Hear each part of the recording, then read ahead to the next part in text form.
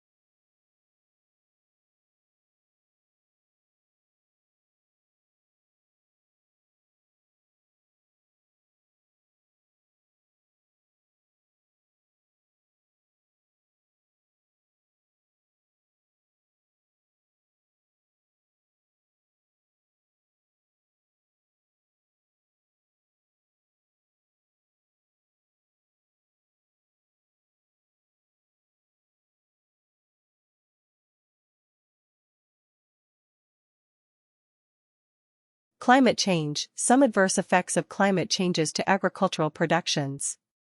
Some lands are unsuitable for growing crops. There will be millions of people facing hunger in Africa in the future. Climate change will result in less production and less food. It is difficult for developing countries to deal with climate change due to their financial status and other issues. There are many people living in hunger, especially in Africa. The climate change has devastating effects on world economy. The tropical areas on Earth are dry and hot. and are originally not suitable for food production. The change of the climate leads to extreme weather conditions such as flood and hurricane, which exacerbates the food production. As a result, it leads to a continuous decline in food supply annually around 10 to 17%. And this trend is perceived to be continue in the future, by 2070. The regions suffering the most will be some African countries.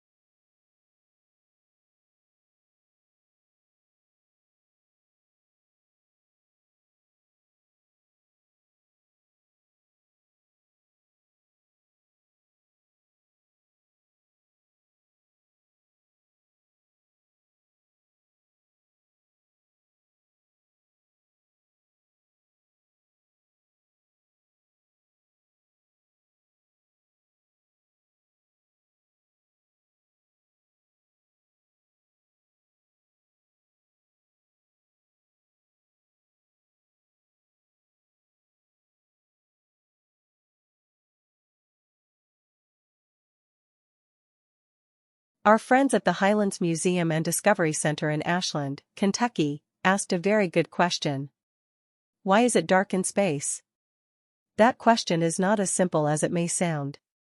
You might think that space appears dark at night because that is when our side of Earth faces away from the sun as our planet rotates on its axis every 24 hours. But what about all those other faraway suns that appear as stars in the night sky? Our own Milky Way galaxy contains over 200 billion stars, and the entire universe probably contains over 100 billion galaxies. You might suppose that many stars would light up the night like daytime. Until the 20th century, astronomers didn't think it was even possible to count all the stars in the universe. They thought the universe went on forever. In other words, they thought the universe was infinite. Besides being very hard to imagine, the trouble with an infinite universe is that no matter where you look in the night sky, you should see a star. Stars should overlap each other in the sky like tree trunks in the middle of a very thick forest. But, if this were the case, the sky would be blazing with light.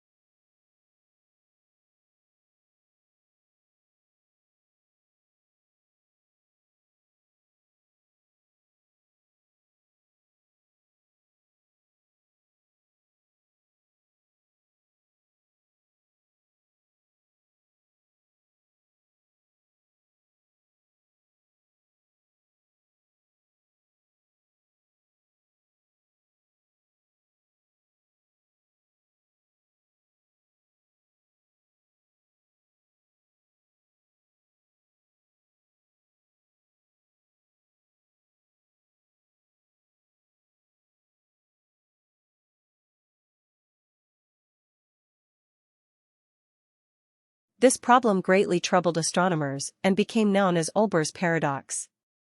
A paradox is a statement that seems to disagree with itself. To try to explain the paradox, some 19th-century scientists thought that dust clouds between the stars must be absorbing a lot of the starlight so it wouldn't shine through to us. But later scientists realized that the dust itself would absorb so much energy from the starlight that eventually it would glow as hot and bright as the stars themselves. Astronomers now realize that the universe is not infinite. A finite universe, that is. A universe of limited size, even one with trillions and trillions of stars, just wouldn't have enough stars to light up all of space. Although the idea of a finite universe explains why Earth's sky is dark at night, other causes work to make it even darker.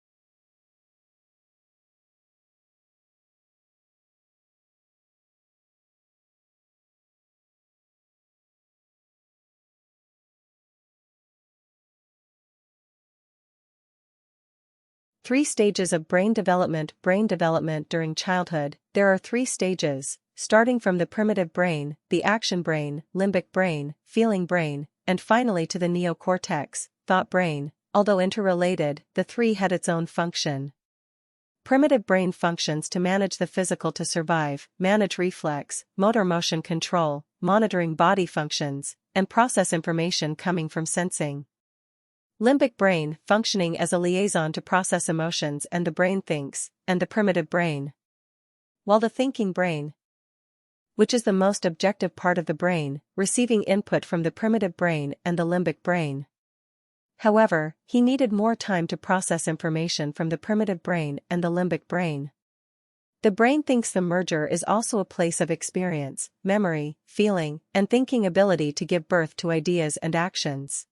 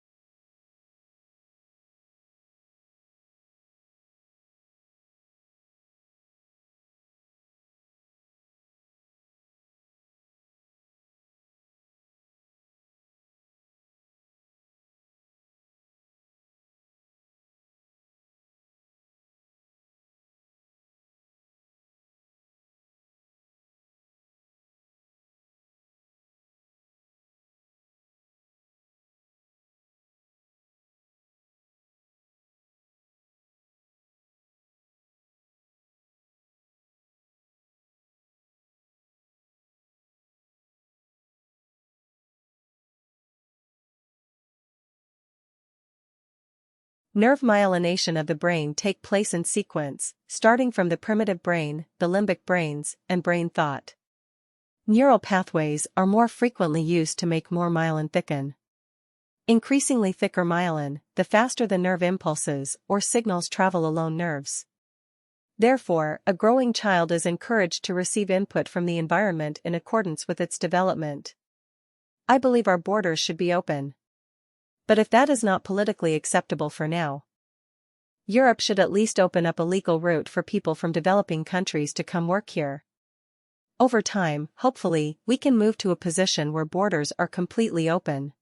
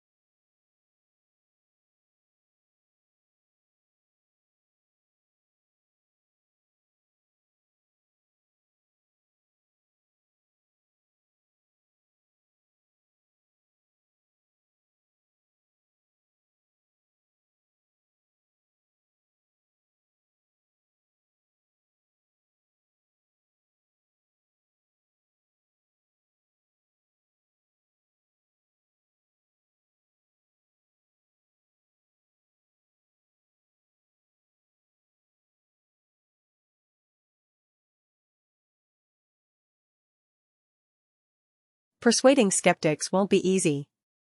That's why I think the argument for free migration has to be made at several levels: a principled case, it increases freedom and reduces injustice; a humanitarian case, it helps people much poorer than ourselves; an economic case, it makes us richer; and a pragmatic case, it is inevitable, so it is in everyone's interests to make the best of it.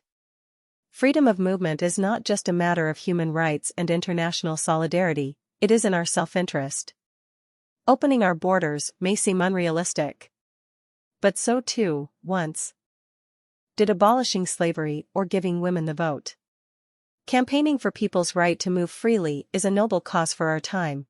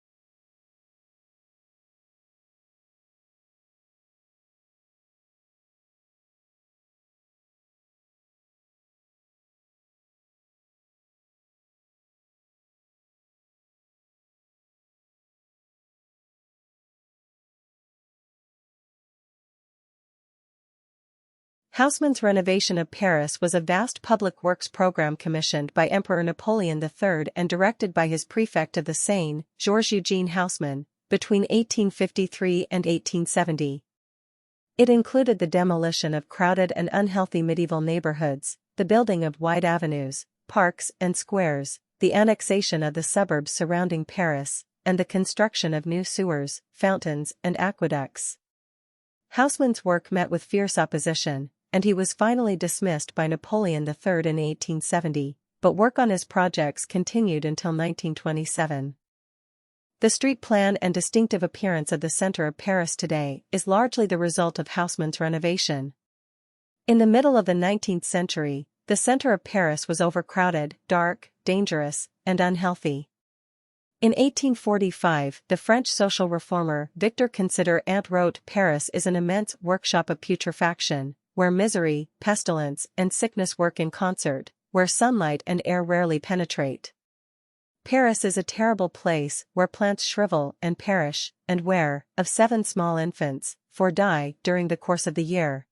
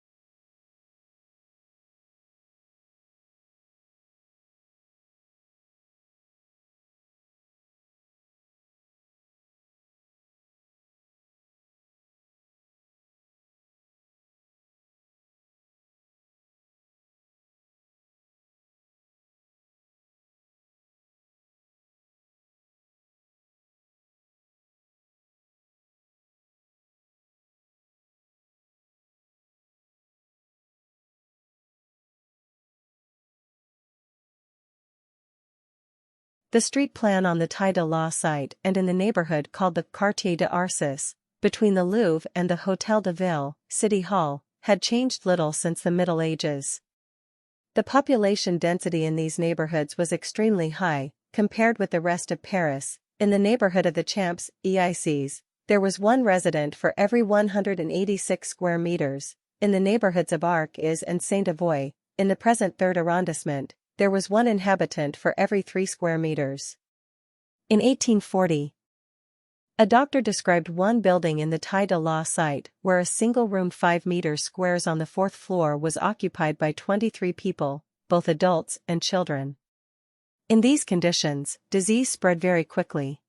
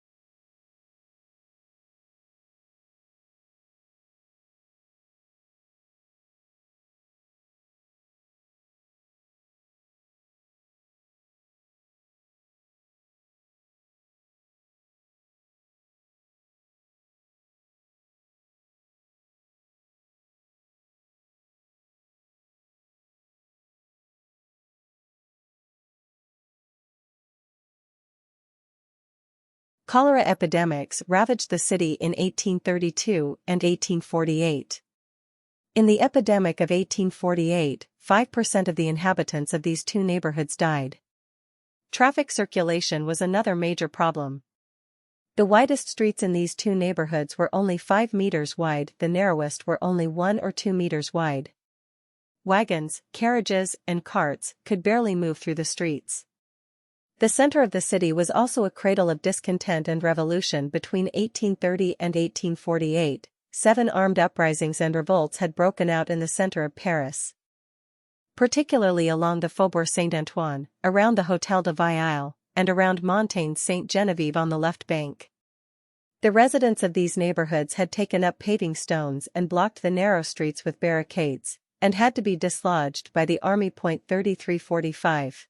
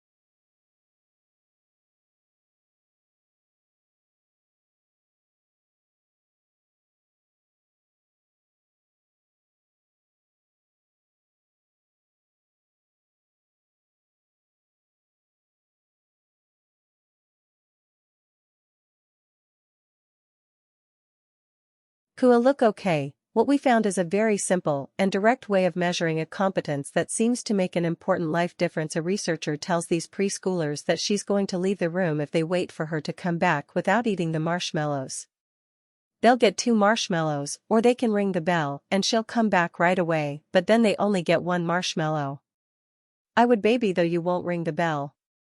Okay, looking at children over time. Dr. Michelle has found that being able to wait longer at 4 has some pretty powerful implications, and what are those powerful implications is that later in life, they're more disciplined and have more self-control. Is that pretty much it? 8163.